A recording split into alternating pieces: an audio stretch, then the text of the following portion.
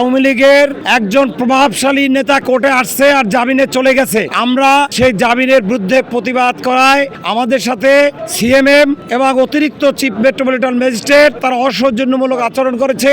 তারা আমাদের বিরুদ্ধে একটি মিথ্যা মামলা দায়ের করেছে। বিভিন্ন লোককে অর্থের বিনিময়ে জামিন প্রদান, আমরা শুরু থেকেই এর বিরোধিতা করা সত্ত্বেও অর্থের লোভে তারা এই জামিনগুলো বিবেচনা করতেছেন। স্বাধীনতার পর বাংলাদেশে এই প্রথম একটি ঘটনা, বিচারকরা আইনজীবীদের প্রতিপক্ষ নিজেদের দায়িত্ব হয়েছে এবং আইনজীবীদের প্রতিপক্ষ হওয়ার মানে কি, বিচার প্রার্থীদের প্রতিপক্ষ ওনারা সাজছে।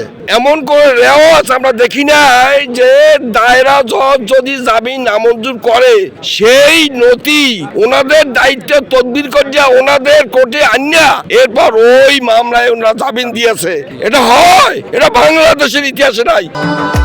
ভবিষ্যৎ হোক নিরাপদ, বিনিয়োগ হোক বিশ্বস্ত, আর আমার পছন্দ সল্ট বে। ওয়েলকাম টু সল্ট বে। হাইকোর্ট জামিন নামঞ্জুর করলে জেলা জজ সাধারণত বলে বিবেচনা করলে উচ্চ আদালত থেকে জামিন নামঞ্জুর করেছে এবং নামঞ্জুর করার পরবর্তীতেই ওরা নিম্ন আদালত জামিন দিয়েছে।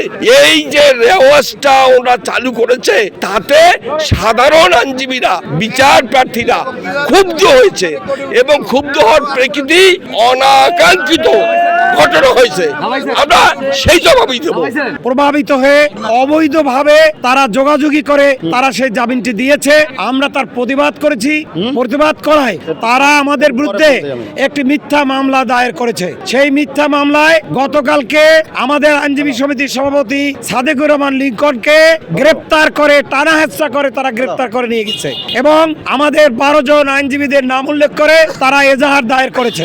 আমাদের সুনির্দিষ্ট দাবি, আমরা সাদেকুর রহমান লিঙ্কনের নিঃশর্ত মুক্তি চাই। আমাদের বিরুদ্ধে যে মিথ্যা মামলা দায়ের হয়েছে সিএমএম এবং অতিরিক্ত চিফ মেট্রো তার স্টাফ দিয়ে দায়ের করেছে, সেই মামলাটি আমরা প্রত্যাহার চাই এবং পাশাপাশি এই দুইজন বিতর্কিত বিচারক সিএমএম এবং অতিরিক্ত চিফ মেট্রো ম্যাজিস্ট্রেট জরুরি ভিত্তিতে তাদেরকে আমরা অপসারণ চাই। সমস্ত আইনজীবীরা বরিশালে স্বতঃস্ফূর্তভাবে আদালত বর্জনের তারা অংশগ্রহণ করেছে এবং তারা পক্ষে অবস্থান করেছে। বিভিন্ন লোককে অর্থের বিনিময়ে জামিন প্রদান তৎপরিপ্রেক্ষিতে বরিশাল জেলা আইনজীবী সমিতি প্রতিবাদ করিলে এই মামলার উৎপত্তি এবং আমরা শুরু থেকেই এর বিরোধিতা করা সত্ত্বেও অর্থের লোভে তারা এই জামিনগুলো বিবেচনা করতেছেন। সভাপতি এস এম সাদেকুর রহমান লিঙ্কনের নিঃশর্ত মুক্তি দাবি করতেছি, মিথ্যা মামলা প্রত্যাহার এবং এগুলি যদি না হয় তাহলে এই লাগাতার কোর্ট বর্জন কর্মসূচি অব্যাহত থাকবে। বরিশাল জেলার আইনজীবী সমিতির সকল আইনজীবীরা এই কর্মসূচির সাথে একমত পোষণ করছেন। শুধু তাই নয়, এই বরিশালের বিচার প্রার্থী জনগণও এটাকে সমর্থন করছে।